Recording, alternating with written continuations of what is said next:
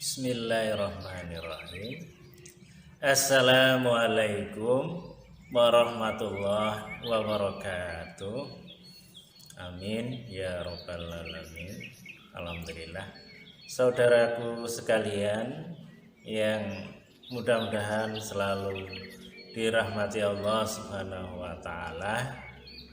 Pada kesempatan ini saya ingin menyampaikan sebuah tema, yaitu ittiba Rasul atau ittiba Nabi, atau bahasa kita yaitu mengikuti Rasul atau mengikuti Nabi Muhammad Sallallahu Alaihi Wasallam. Insya Allah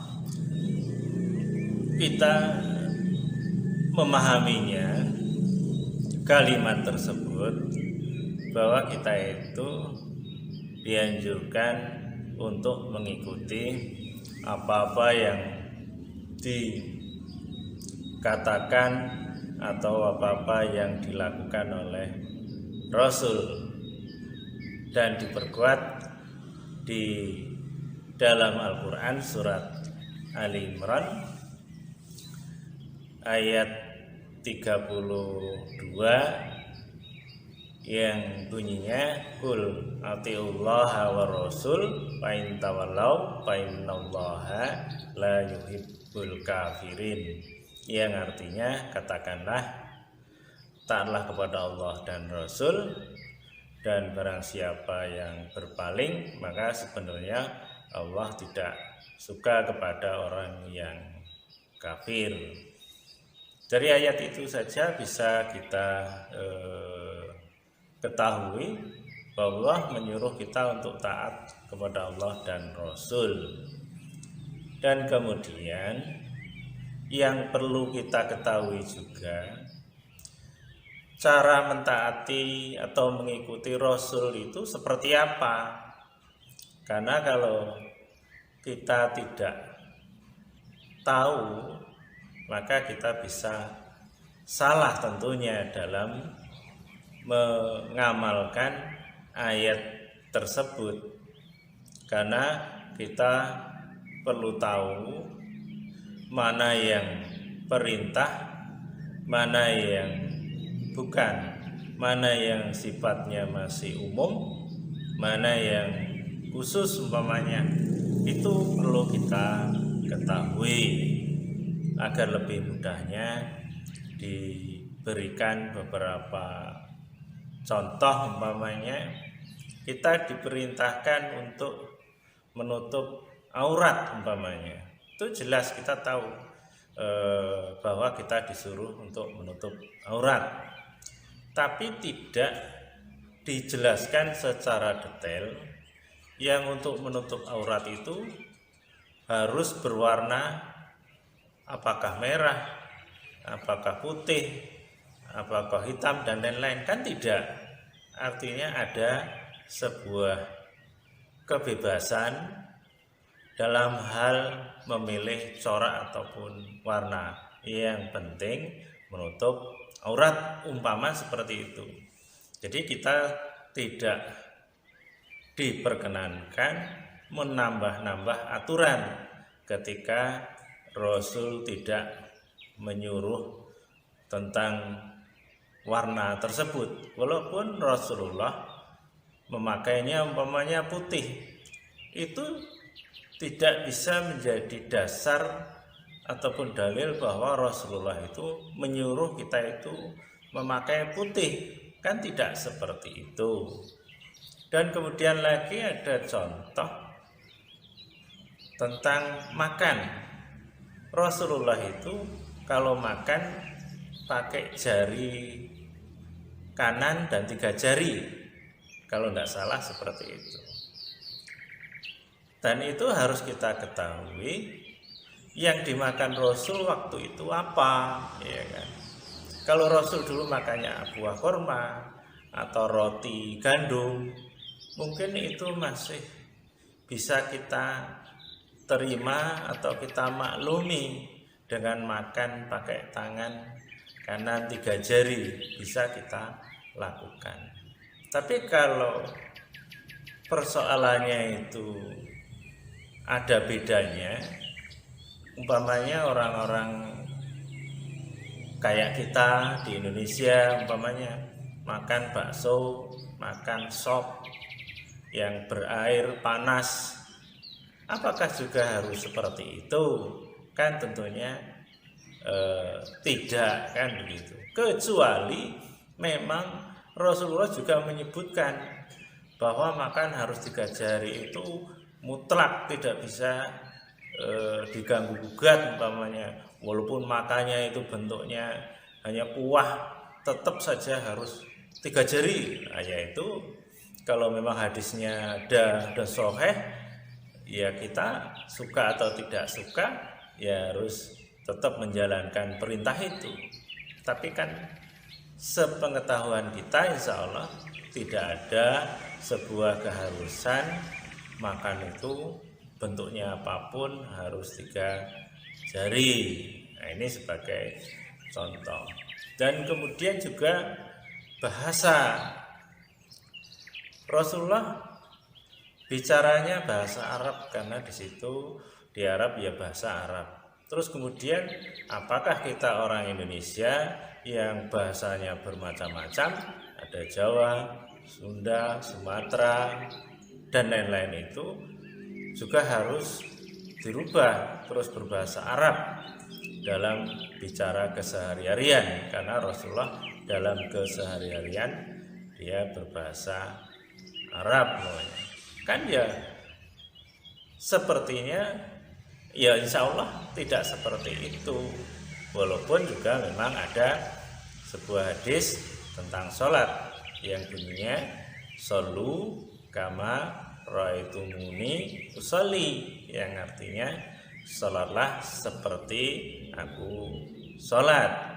Nah itu insya Allah kita tetap berusaha menjalankan sholat seperti yang Rasulullah lakukan, termasuk bahasanya berbahasa Arab, karena dengan dalil hadis itu kita tidak bisa memungkirinya atau menolaknya. Tapi tetap juga kita harus ketahui bahwa tidak semuanya apa yang kita lakukan harus berbahasa Arab dalam kehidupan sehari-hari. Khusus kalau sholat itu insya Allah kita sepakat mengucapkan bacaan-bacaan di dalam sholat itu pakai bahasa Arab, insya Allah seperti itu. Dan kemudian juga tentang sholat tadi, walaupun Rasul itu mengatakan shollu kama ra'aitumuni usolli, sholatlah seperti apa yang aku kerjakan dalam sholat itu pun walaupun dikatakan dalilnya itu menyuruh kita sholat seperti Rasulullah secara detail seperti itu, kalau kita renungi boleh jadi masih ada celah-celah atau lebih detail lagi yang sifatnya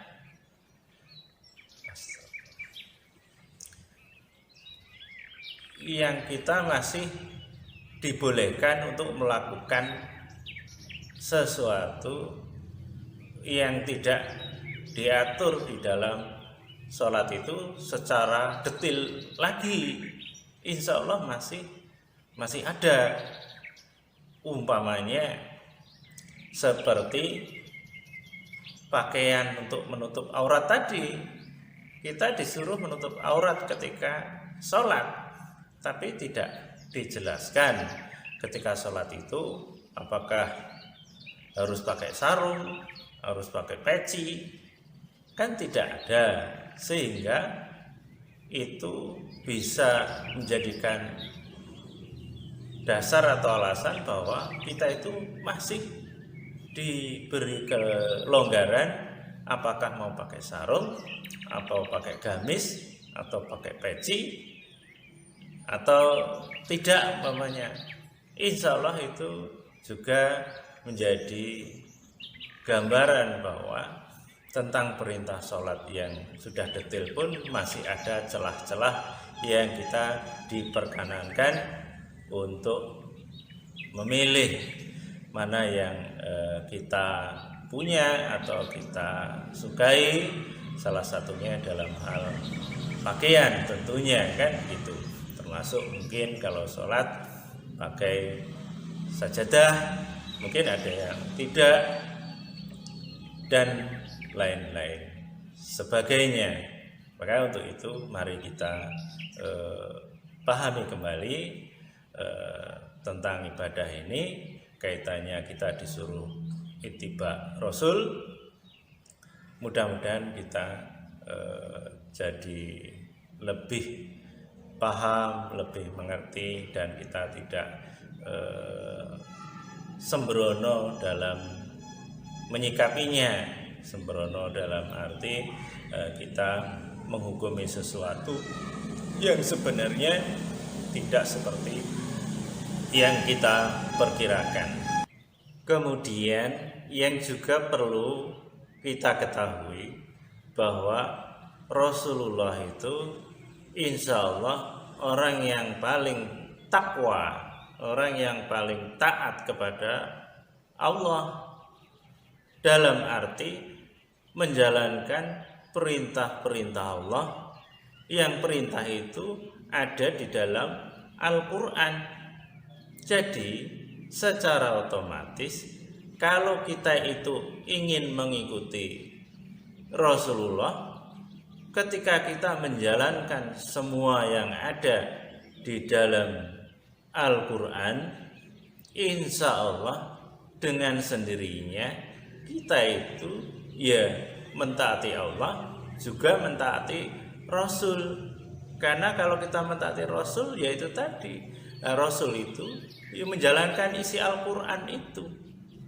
Jadi insya Allah dengan kita itu mengaji isi Al-Quran, kita pahami dengan benar, dengan baik, dan kemudian kita amalkan, insya Allah itu sebenarnya kita sedang ittiba Rasul, mengikuti Rasul. Insya Allah demikian. Mudah-mudahan apa yang saya sampaikan yang sederhana ini bisa menjadi pelajaran bagi kita, dan kalau ada yang kurang pas saya mohon maaf. Assalamualaikum warahmatullahi wabarakatuh.